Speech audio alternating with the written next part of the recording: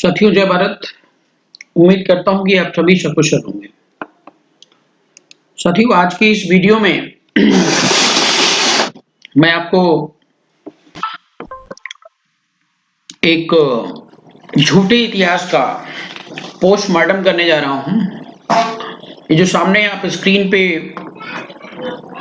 देख रहे हैं व्यू, ये लगभग मैं आपको डेट बता दूं 9 मार्च 2022 को ही हमने रिलीज किया था और ये सोशल मीडिया पर बहुत तेजी के साथ वायरल भी हो रही है। आप सभी से मेरा निवेदन है कि ये पोस्ट आपको व्हाट्सएप वगैरह पे मिल भी जाएगा, नहीं तो कमेंट बॉक्स में आप अपना कॉन्टेक्ट नंबर दीजिएगा, वहां पर भेज देंगे हम। ज्यादा से ज्यादा शेयर करें, अधिक से अधिक लोगों तक पहुंचाएं ताकि इस झूठे इतिहास का जो पर्दाफाश है वो हो सके। साथियों आपको बताएं कि इस देश में दो प्रकार की विचारधाराएं काम कर रही हैं। एक सत्य पर आधारित है, न्याय पर आधारित है और हर व्यक्ति के अधिकार पर आधारित है। दूसरा है शोषण पर आधारित है, झूठ पर आधारित है, अन्याय पर आधारित है। तो ये शोषणकारी जो लोग देश में हैं, ये लोग क्या करते हैं कि आपकी जो वास्तविक विचारधारा है, वास्तविक जो आपका इतिहास है, उसको मिटा करके उसके ऊपर लीपापोती करने का प्रयास करते हैं। और धीरे धीरे जब किसी झूठ को कई बार, क्योंकि जो सत्य है वो सत्य है, लेकिन सत्य को मानने और जानने वाले लोग इतना टेंशन नहीं लेते, उसको सजाते नहीं, उसका डेकोरेशन नहीं कर पाते हैं। लेकिन झूठ को बोलने वाले लोग या झूठ को सही साबित करने वाले लोग लगातार उसको डेकोरेट करके मार्केट में उतारते हैं, टीवी चैनल के माध्यम से, न्यूज़पेपर के माध्यम से या अन्य प्रकार से, और जनता के जो है दिलो दिमाग में ये फीड करने का प्रयास करते हैं कि यही सही है, यही सही है, यही सही है। और 40-50 साल के बाद, 100 साल के बाद धीरे धीरे जब लोगों को लगातार वो इंफॉर्मेशन मिलती रहती है तो लोग उसको एक्सेप्ट ही कर लेते हैं और ये मान करके कि ये सच्चा इतिहास है, जबकि वह एक मनगढ़ंत कहानी होती है, मनगढ़ंत स्टेटमेंट होता है। साथियों आइए हम उस इतिहास के जो पर्दे हैं या इतिहास का जो पॉइंट है उस पर हम फोकस डालते हैं। आप इस हेडिंग में आप देख रहे होंगे grand trunk road Shershah Suri ने नहीं, सम्राट चंद्रगुप्त मौर्य ने बनवाया था। ये बात फैक्ट है। आपको बता दें कि ग्रैंड ट्रंक रोड को शेरशाह सूरी से पहले, जो आज नाम ग्रैंड ट्रंक रोड है, उससे पहले यहाँ पे आप देख रहे हैं उत्तर पर सबसे पहले नाम था जो सम्राट चंद्रगुप्त मौर्य ने दिया था। 320 ईसा पूर्व की बात कर रहे हैं। उसके बाद शाहे आजम है और सड़क ए आजम है, बादशाही सड़क है, द लॉन्ग वॉक है, और फिर उसके बाद अंग्रेजों ने दिया इसको ग्रैंड ट्रंक रोड। हम सब इन चीजों के बारे में आपको जानेंगे यहाँ पर।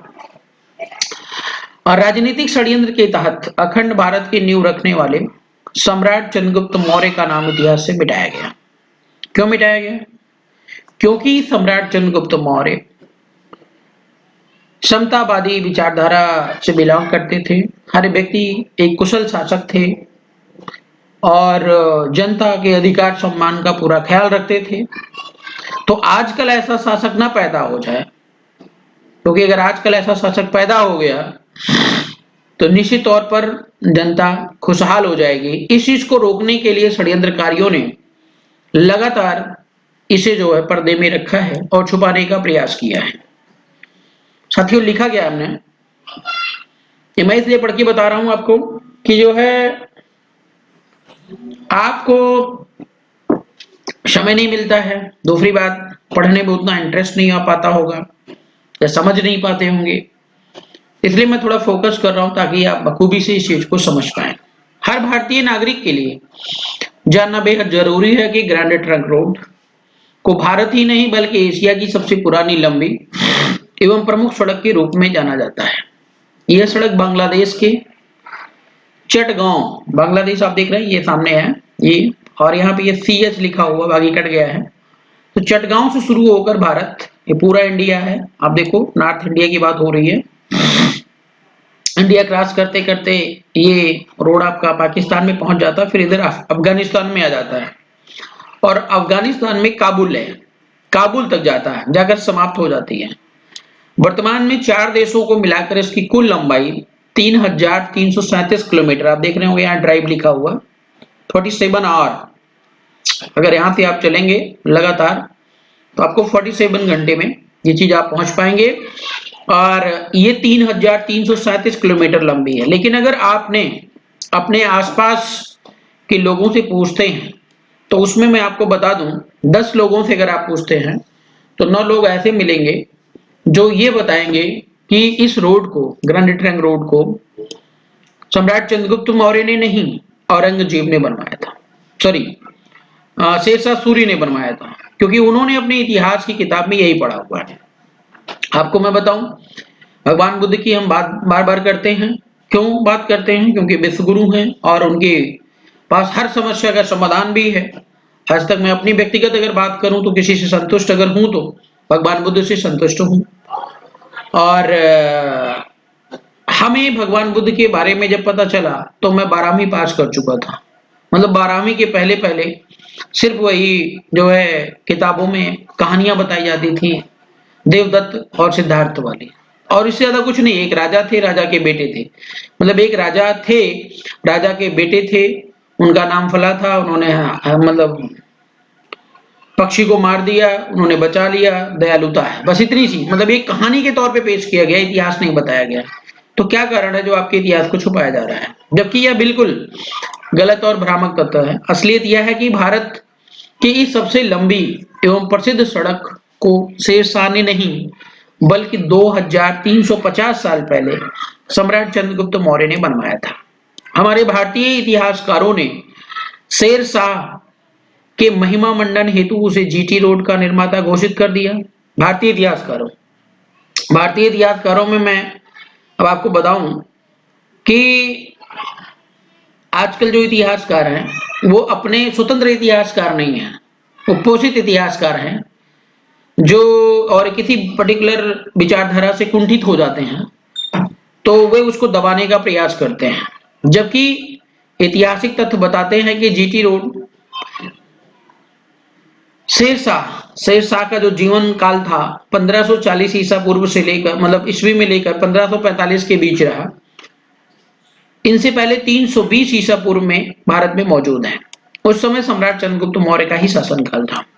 सम्राट चंद्रगुप्त मौर्य के शासनकाल में यह सड़क उत्तरापथ के नाम से जाना जाता था। उत्तरापथ का अर्थ उत्तर दिशा की ओर जाने वाला मार्ग। यह मार्ग गंगा नदी के किनारे की बगल से होते हुए गंगा के मैदान के पार पंजाब के रास्ते तक शिला को जाता था। भारत के पूर्वी तट पर समुद्री बंदरगाहों के साथ समुद्री संपर्कों में वृद्धि की वजह से मौर्य साम्राज्य के काल में इस मार्ग का महत्व बढ़ा और इसका व्यापार के लिए उपयोग होने लगा। बाद में उत्तर पथ शब्द का प्रयोग पूरे उत्तर मार्ग के प्रदेश को दर्शाने के लिए किया जाने लगा। हाल में हुआ संशोधन यह दर्शाता है कि मौर्य साम्राज्य की कालावधि में भारत और पश्चिमी एशिया के कई भागों और हेलेनिस्टिक दुनिया के बीच थलचर व्यापार उत्तर पश्चिम के शहरों में मुख्यतः तक्षशिला के माध्यम से होता था। तक्षशिला मौर्य साम्राज्य के प्रमुख शहरों से सड़कों द्वारा अच्छी तरह से जुड़ा हुआ था। मौर्य राजाओं ने पाटलिपुत्र, जिसको आजकल पटना कहते हैं, को जोड़ने के लिए तक्षशिला से एक राजमार्ग का निर्माण किया था। सम्राट चंद्रगुप्त मौर्य ने यूनानी राजनयिक मेगास्थनीस के अनुदेशानुसार मिनसागिया से इस राजमार्ग के रखरखाव के लिए अपने सैनिकों को विविध जगहों पर तैनात किया था। 8 चरणों में निर्मित यह राजमार्ग पेशावर, तक्षशिला, हस्तिनापुर, कन्नौज, प्रयाग, पाटलिपुत्र और ताम्रलिप्त के शहरों को जोड़ने का काम करता था। इस सड़क के किनारे छायादार पेड़ लगवाए और राहगीरों के लिए सराय, पीने के लिए पानी की व्यवस्था मतलब किए गए, मतलब कुएं खुदवाए गए, जलाशय खुदवाए गए। वास्तव में तथाकथित लेखकों ने अधिकांश प्राचीन धरोहरों को अपने नाम से बनवाया हुआ प्रचारित करने का दृढ़ता पूर्वक कार्य किया और झूठा इतिहास गढ़ने का काम किया। जहां में ऐसा करने में असफल हुए, मंदिरों और धरोहरों को तोड़कर उन पर अपना घटिया निर्माण थोपने का काम किया है। बात चाहे मथुरा की हो या काशी की, विश्वनाथ की, या फिर 2.5 दिन का झोपड़ा ही क्यों ना हो, ये सभी ऐसे ही उदाहरण आपको देखने को मिलेंगे। सम्राट चंद्रगुप्त मौर्य निर्मित उत्तरापथ की भी कहानी यही है। शेरशाह सूरी ने भी इसका नाम बदलकर आपको बताएं कि सड़क ए आजम कर दिया। इतिहासकारों ने इसे सड़क ए शेरशाह, बादशाही सड़क आदि कहकर पुकारना शुरू किया। इसका वर्तमान नाम ग्रैंड ट्रंक रोड है, जो अंग्रेजों का दिया हुआ है। और हाँ, जिस शेरशाह सूरी के बारे में इतिहास की किताब में कसीदे पढ़े गए, वे महज 4 साल 1540 और 45 के बीच आप जोड़ लीजिए, मात्र 4 साल तक ही सत्ता में रहा था। लेकिन उतने छोटे अंतराल में ये महोदय उत्तरापथ का नाम बदलना नहीं भूले। शेरशाह सूरी एक पश्तून अफगानी था, शायद इसीलिए इरफान हबीब और रोमिला थापर शरीके कुंठित वामपंथी इतिहासकारों ने, रोमिला थापर का नाम अक्सर आता सम्राट अशोक पर, इन्होंने कई कुछ चीजें लिखी हुई है, लेकिन उन्होंने इस चीज को फोकस नहीं किया हुआ है, और लिखी भी हैं तो वो अपने आधार पे, आपके आधार पे नहीं। संकुचित मानसिकता के लोगों को भारत का निर्माणकर्ता बताकर महिमा मंडित कर दिया। इस मार्ग के निर्माण के बाद शेरशाह सूरी 16वीं सदी मुगल साम्राज्य, 16वीं सदी में ब्रिटिश साम्राज्य 1833 से 60 के बीच में अपने अपने तरीके से ऊपर जो नाम दिए गए वो नाम बदले गए। और अब समय के आधार पे लोग जो है उसको दिमाग से लोगों के निकल गया है, जानना नहीं चाहते हैं। क्योंकि किताबों में बच्चों को पढ़ाया नहीं जाता है। हमारे जो भारत के, अखंड भारत के निर्माता सम्राट चंद्रगुप्त मौर्य थे, उनकी महानता के बारे में नहीं बताया जाता है। तमाम कोल कपोल कहानियों के बारे में बताया जाएगा, तमाम मनगढ़ंत कहानियों के बारे में बताया जाएगा, लेकिन वास्तविकता को छुपा करके हमारे बच्चों से, हमारे भारतीय जो आने वाली पीढ़ी है उनको दूर रखा जाता है। ये बहुत बड़ा षड्यंत्र है। साथियों, अब समय आ गया है कि इस कुत्सित मानसिकता से ग्रस्त हबीब और थापर जैसे लोग, जिनके द्वारा लिखे झूठे इतिहास को अपने शिक्षा पाठ्यक्रम से बाहर कर कूड़ेदान में डाला जाए और ऐतिहासिक तथ्यों प्रमाणों के आधार पर वास्तविक गौरवशाली इतिहास को पढ़ाया जाए। लेकिन ये साथियों, जो गौरवशाली इतिहास की बात मैं कर रहा हूं, ये इतनी आसानी से पढ़ाया नहीं जाएगा, क्योंकि जब तक आप सत्ता में नहीं पहुंचेंगे तब तक आप इस वास्तविकता को जो है जनता के बीच में, हमारे बच्चों या हमारे आने वाली पीढ़ी को नहीं पढ़ा सकते हैं। तो मेरा आप सभी से निवेदन है साथियों कि अधिक से अधिक संख्या में इस वीडियो को शेयर करें, ताकि ज्यादा से ज्यादा लोगों के बीच में जा पाए और लोग जो है अपने वास्तविक इतिहास को समझ पाए। बहुत बहुत धन्यवाद।